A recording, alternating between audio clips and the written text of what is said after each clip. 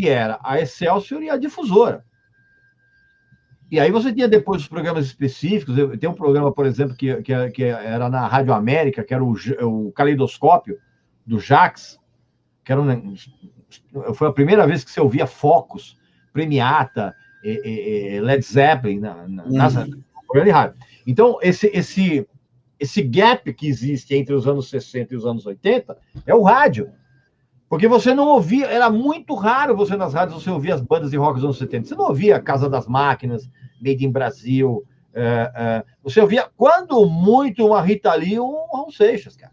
E não é à toa que Raul Seixas e Rita Lee se transformaram em mainstream. Exatamente. Correto? O rádio ali nos anos 70 foi fundamental, cara, para isso. Porque eu falo assim, são bandas assim, né, e várias outras que eu que a gente nem citou aqui, mas que realmente, né, tipo, é de uma qualidade excelente. E aí, tipo, meio que ficou desaparecido ali, né? O próprio Made in Brasil, que é uma banda, assim, legal, né, e tal, hoje em dia se ouve falar muito pouco, né? Se dá atenção a essas bandas que... Porque também foram bandas que não conseguiram renovar o público de uma maneira mais abrangente, vamos dizer assim, tá entendendo? Eles não conseguiram renovar o público. Da mesma forma como, por exemplo, as bandas dos anos 80 também não conseguiram renovar esse público, com exceção do Capital Inicial. Conseguiu renovar porque as menininhas achavam o Dinho um gatinho, tá entendendo? Mas, né, só isso. As outras bandas, infelizmente, não conseguiram. Houve uma época, por exemplo, que os Paralamas não tinham gravadora. Tá entendendo? É um absurdo, né? Absurdo, então... Mas o rádio foi preponderante nesse sentido. Legal. E com o tempo foi perdendo a força, não perdendo muita força, mas foi dando agora lugar a essas mídias de som, que nem Spotify também, né? O pessoal tem usado bastante, né, Regis? Então, mas o rádio agora, ele tem uma outra função. O rádio agora, ele tem... A força do rádio está nos programas opinativos. Antes, não. Antes era aquela coisa de, vamos ouvir as 10 mais pedidas. Que não era 10 mais pedidas porra nenhuma, né, bicho? Eram as 10 mais que as gravadoras injetavam para estar lá. Não tinha nada disso. Essa coisa do ouvinte que ligava para a rádio pedindo música era um babaca, porque ninguém levava em consideração isso. Pelo menos dos anos 70 para cá. Nos anos 60 até ainda rolava um pouco isso. Mas aí, quando se descobriu o jabá, bicho, e outra, muitas vezes, a emissora de rádio nem recebia o jabá. Quem recebia o jabá era o DJ, o disc jockey. E recebia em grana. Eu fiz até um vídeo a respeito disso.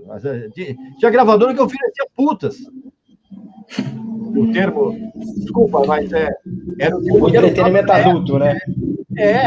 Prostituta. Gravador Então,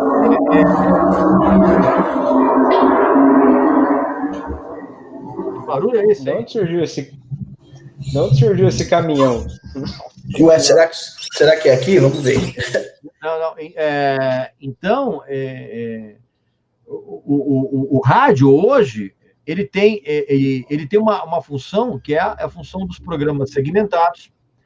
Eu sei disso, cara, porque, por exemplo, lá na Rádio USP, os 2 programas de maior audiência são os meus, que é o Rock Brazuca, que é só de música brasileira, de rock nacional, perdão, e o Lado Z, cara, que é música brasileira meio obscura. Então, são programas muito segmentados. Então, lá não tem que olhar as 10 mais pedidas do vídeo. Então, hoje, a importância... E hoje, se você quer ouvir música, a molecada vai ouvir nos streamings. O rádio na molecada é isso aqui, ó. Agora, quem quer realmente ter um programa segmentado para ouvir certas coisas que não são tocadas e ter opinião, aí o rádio ainda tem uma importância fundamental. Bacana. Só um minutinho que eu vou abrir aqui o microfone do Murilo. Não é muito... Não. Agora estão ouvindo? Vai. Ô, Regis, e para quem ainda não é muito adepto ao stream, né, e gosta aí de disco ainda, de CD, né? Fala um pouco da sua coleção aí pra gente. Você tá com quantos discos aí atualmente, mais ou menos? Olha, vinis eu parei de contar depois dos 17 mil. CDs, eu também parei de contar depois dos 23 mil. Né? Então, a vantagem é o seguinte, cara. A vantagem é que, primeiro, eu sou um cara solteiro, né? Deixa eu bater na madeira aqui. Então, né, moro sozinho. Então, não tenho dependentes, não tenho filhos, não tenho esposa para ficar enchendo meu saco. Tá gastando dinheiro em dia. Cara, eu vejo meus amigos, os caras entram em casa até antes da pandemia, evidentemente, né, cara? Que agora, né, depois da pandemia para cá, tudo mudou. Mas, assim, eu sei de amigos meus, cara, que entravam em casa com os discos escondidos. Disco escondido dentro da blusa. Ou o tráfico, né? O tráfico do disco, né? Ou dizendo para a mulher, cara, que ele pegou uma liquidação sensacional, que ele pagou R$1 cada disco. Puta disco importado, então, lacrado. R$600 o disco, né? Custou R$1. Então, não, só para... Aí você já pode complementar junto aí no assunto. Aquela história que você leva os discos para tomar banho, né? É verdade. Aí como que é esse cuidado que você tem, assim? O que você usa para lavar e tal? Aliás, um dos motivos de eu ter entrado na televisão foi exatamente uma matéria que foi feita no Jô Soares. A gente estava lançando uma revista chamada Mosh, e a assessoria de imprensa que trabalhava com a gente mandou essa, falou, olha, inclusive o Regis gosta tanto de disco que ele toma banho com os discos. Aí me chamaram lá, e aí a minha entrada na televisão, aquela coisa toda. Mas sim, essa história é verdadeira, sim, cara.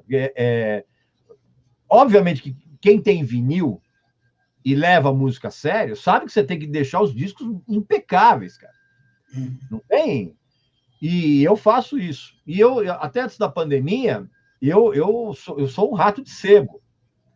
Essa coisa de, eu vou encomendar disco pela internet, pode esquecer, não é comigo. Eu tenho que encontrar o disco, eu tenho que estar no momento certo, na hora certa para encontrar.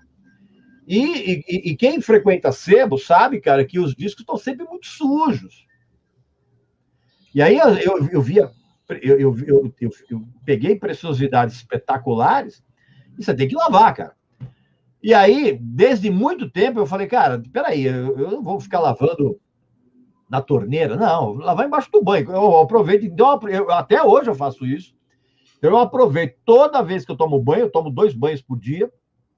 Então, são 2 discos que eu lavo todo dia. Então, sempre com uma esponja muito macia, com um detergente neutro ou de coco, porque o detergente de coco, ele ajuda a tirar um pouco daquela estática que fica no disco.